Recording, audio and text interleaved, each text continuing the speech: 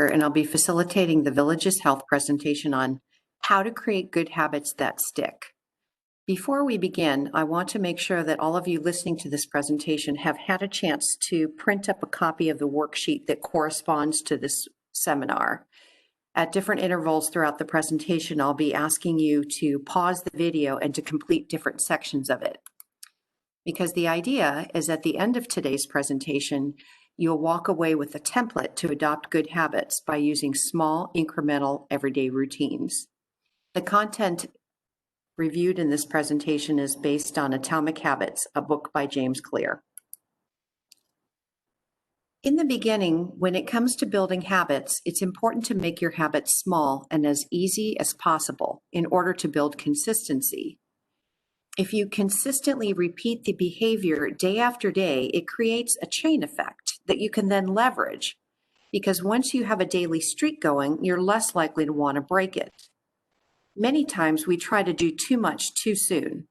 A small habit becomes a progressive building block of larger change in the future. To illustrate how important this is, think about an ice cube sitting in a cold room at 26 degrees. As the room begins to heat up progressively, signs of melting are not visible until 32 degrees is reached. Although the 1 degree increase from 31 to 32 degrees was no different than the 1 degree change from 29 to 30. A 1 degree shift, seemingly no different from the temperature increase before it, has suddenly unlocked a huge change. I'm sure you can see the analysis here. Habits are the compound interest of self-improvement, and tiny changes can make a huge difference when you factor in time. Often when we set about to change behavior or create a new habit, we focus solely on the goal to the exclusion of ignoring the process or the habits that get us to the goal. One of the problems with that can be seen when we consider Olympic athletes. Winners and losers had the same goal. Therefore, if successful and unsuccessful people share the same goal, then the goal itself cannot be what differentiates winners from losers. A second problem is that achieving a goal is only momentary. And if you think about if you have a messy room and you set the goal only to clean it, and you ignore changing any of the pack rat or messy habits that led up to it, you'll have a clean room for now, but it probably won't last long. And then you'll find yourself again at some point in the near future trying to get motivated to clean it once again. So let's look at what goes into changing our behavior. There are 3 levels associated with behavior change. The first level is changing your outcomes. This level is concerned with changing your results. Although we don't want to focus exclusively on an outcome, it is important to have a direction or a goal to guide our habits and behaviors. Goals are associated with this level. An example of a goal at this level might be losing weight, writing a book, or winning a championship. The second level is changing your process. This level is concerned with your habits associated with your goal. For example, implementing a new routine at the gym or decluttering your desk for better workflow. And the third level is changing your identity. This level is associated with changing your beliefs, your worldview, your self-image, your judgments about yourself and others. Many people begin the process of changing their habits by focusing on what they want to achieve, as we mentioned earlier. This leads to outcome-based habits. The alternative is to build identity-based habits. With this approach, we start by focusing on who we wish to become. Let's look at an example on smoking. Imagine 2 people were trying to resist having a cigarette. Person number 1 says, "No thanks, I'm trying to quit." The person still believes they're a smoker who is trying to become someone else. They're hoping their behavior will change while still maintaining the same beliefs about themselves as being a smoker. Contrast person number 2, who says, "No thanks, I'm not a smoker."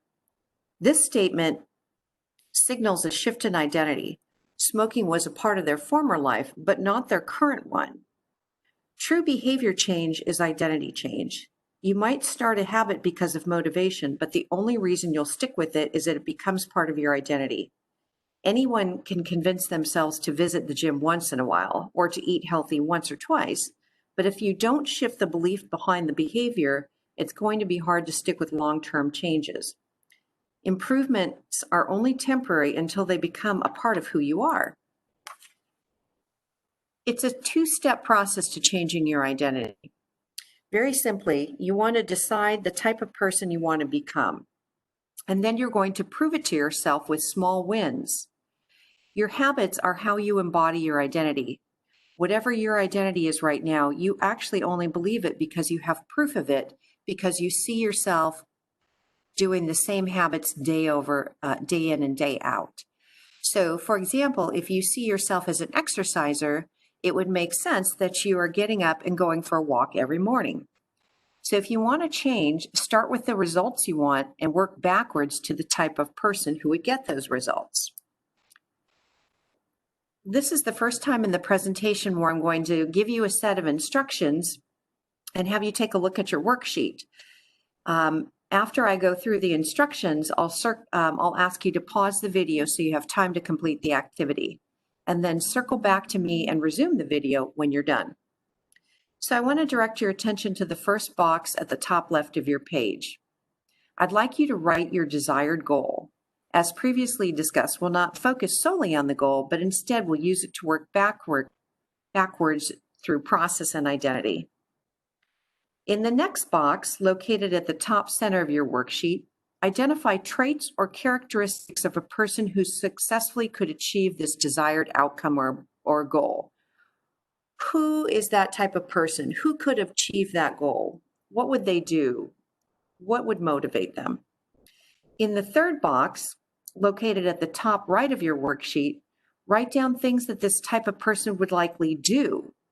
And after you've listed those habits of what that person would do during his or her day or week, I want you to take a look at that list and circle one of those habits. That's going to be your new habit that you are going to implement. Finally, before you return to the video presentation, take a few moments to visualize yourself as this person doing this habit as part of your identity. Rejoin me when you're ready. The process of change begins with awareness. You need to be aware of your new habit, of your existing habits rather, before you can change them. I want to now direct your attention back to the worksheet. Again, I'll give you a set of instructions that ask you to pause the video as you complete your worksheet. In the middle of the page, there's a table where I'd like you to list all of your current daily habits chronologically throughout your day. For example, you might list brush your teeth, put in contacts, walk the dog, read the paper, go to the gym, eat breakfast, etc. If you need more space, flip the paper over and you can write things on the back.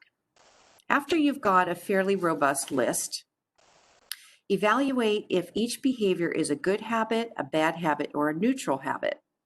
How you're going to do this is you're going to ask yourself a question. Does this habit help me to become the type of person that I want to be in order to do my new habit? And you're going to place either a plus, a minus, or an equal sign next to each of those habits. Go ahead and pause your video now and then rejoin me when you're ready.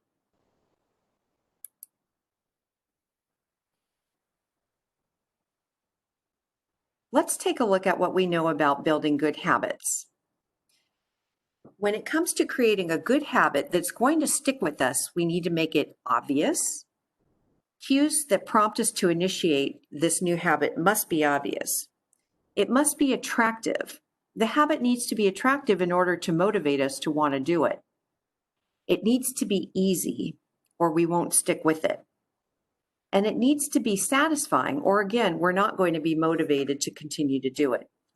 We'll consider how to incorporate these attributes, obvious, attractive, easy, and satisfying, into our habits in upcoming slides. Motivation is short-lived. If we're relying on motivation to begin our habit, we're not going to be able to be very consistent, according to research. So we need to figure out, how can we make our new habit obvious? One way to make it obvious is to have a consistent plan for exactly when and how you're going to execute it. That way, the time and place trigger your behavior, not your level of motivation. An example might be, I will exercise for 1 hour at 5 p.m. at my gym. Or for a dietary change, you may say, I will research healthy recipes at my computer at 2 p.m. on Sunday. In order to illustrate the importance of how beneficial this is, a research study was done in Great Britain in 2001. The study looked at how best to motivate people to build better exercise habits within a 2-week period. People in Group 1 were asked to track how often they exercised. People in Group 2 were asked to track how often they exercised. They were also asked to read material on the benefits of exercise. And researchers came in and explained to the group how exercise would help reduce the risk of heart disease and improve their heart health. The people in Group 3 received all these same two benefits, but they additionally were asked to formulate a plan for when and where they would exercise over the following 2 weeks. In the results, the people in the first and second groups, 35 to 38% of people exercised at least once per week. It seemed to illustrate that the motivational component of the receiving the information of why exercise was so important seemed to have little or no benefit, because the amount of people in Group 1 and Group 2 that increased their exercise per week were about the same, 35 to 38%. However, 91% of the third group exercised at least one additional time per week. So clearly, the intention about when and where and how really made a difference.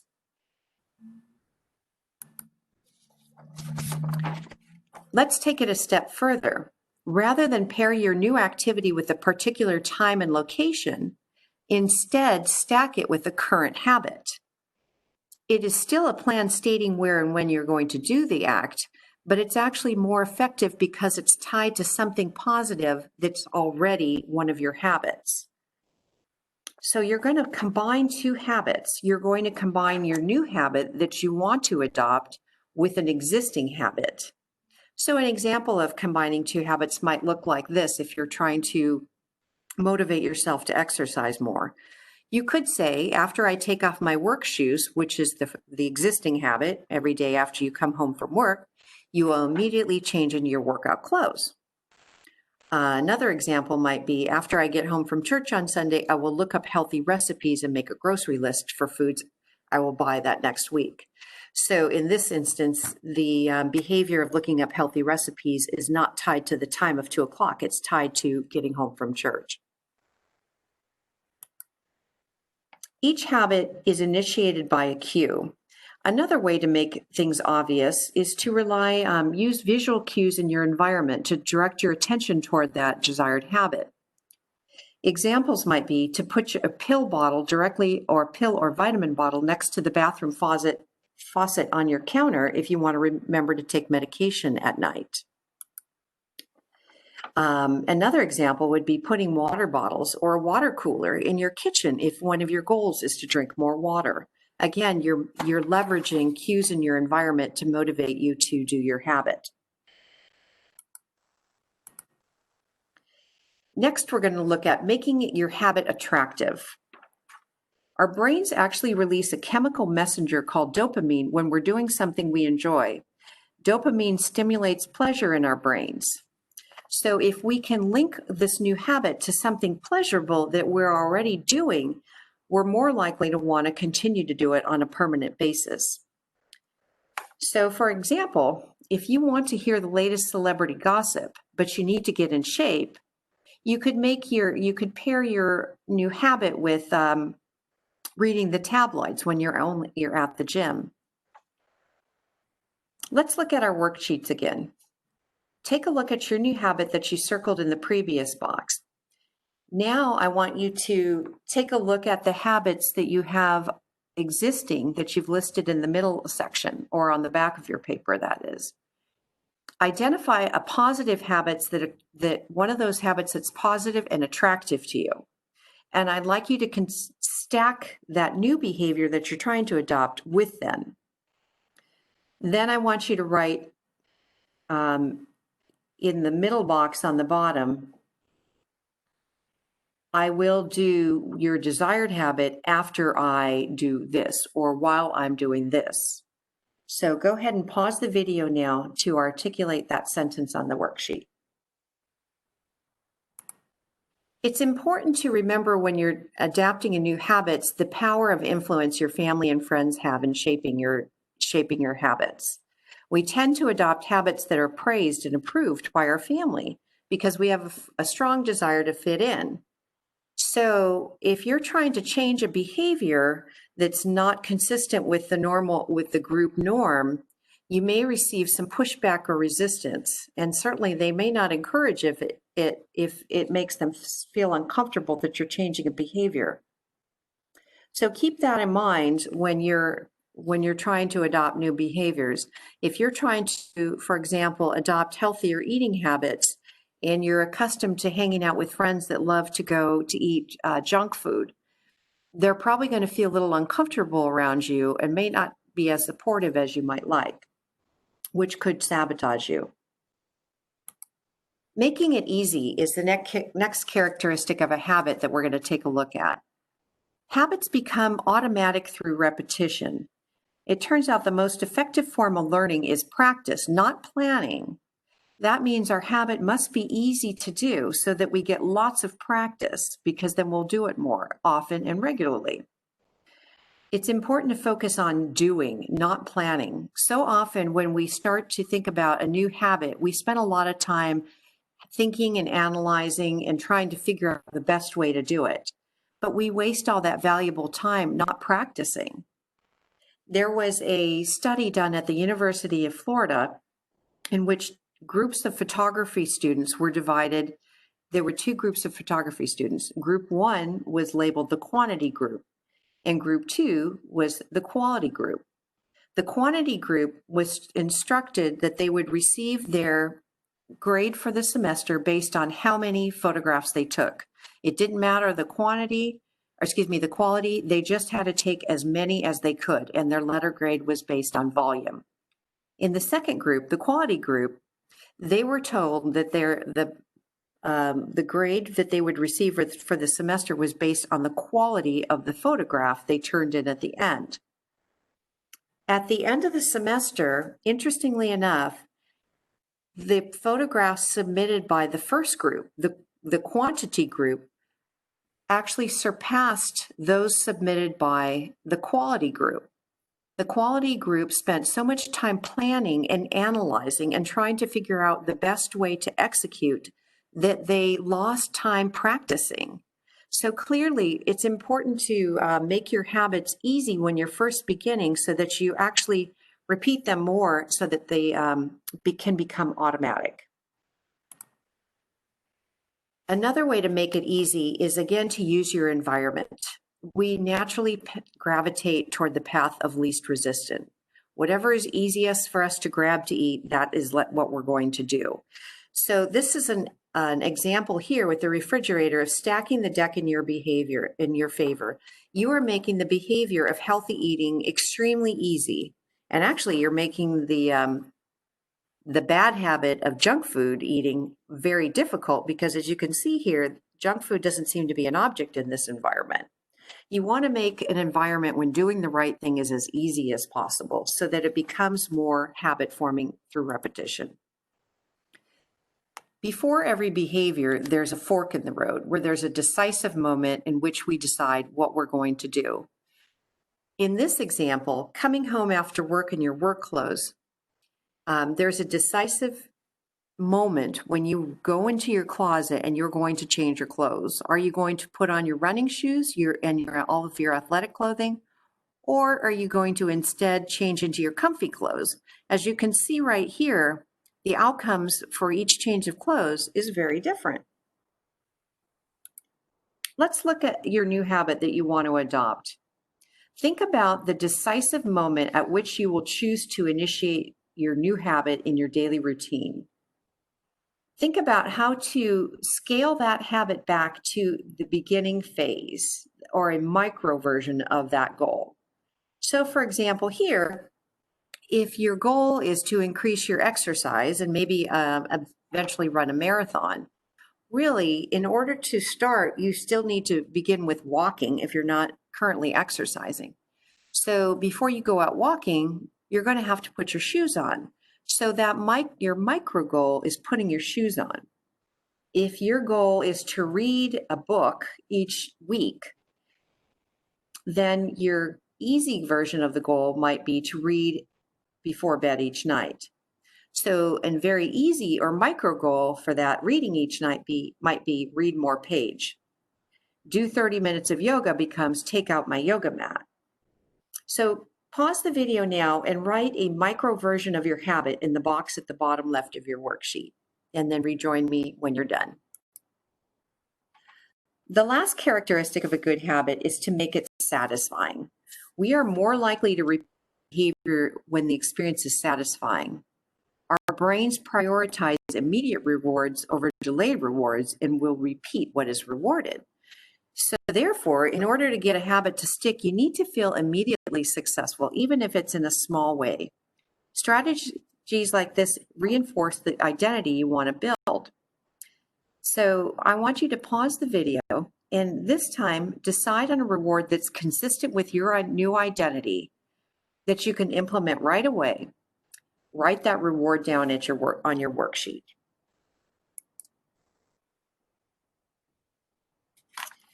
So in summary, throughout this presentation, we've covered and emphasized that when it comes to creating a good habit that's going to be sustainable, think small. Tiny changes add up to big results over time. Remember the ice cube example.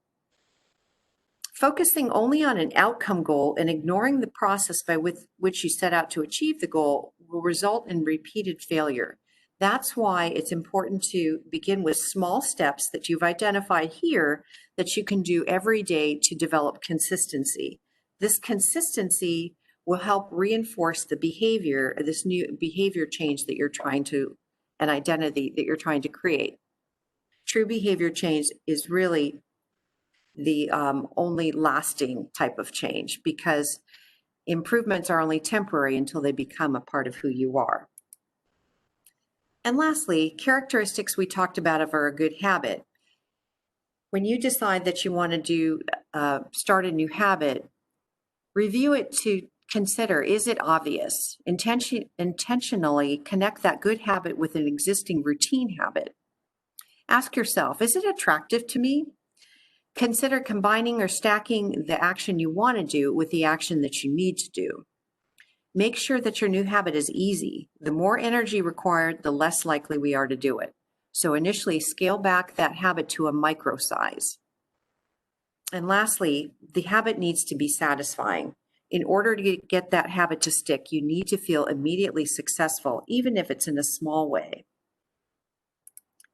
In this presentation, we've looked at what it takes to form a good habit. To break a bad habit, then, it follows that we should do the opposite. We should try to make that habit that we're trying to break invisible. Don't make it obvious or easily available. Make it unattractive. Make it difficult to get it. For example, keeping junk food out of the house. And make it unsatisfying. You want to push your good habits toward the left side of the spectrum and your bad habits to the right. I hope that you've found the information contained in this presentation helpful, and will consider implementing it when you're looking at changing a bad behavior, adding a new behavior. Please take a moment to scan the QR code with your cell phone to complete the evaluation of this program on your phone. Your feedback is important to us. Thank you for joining us.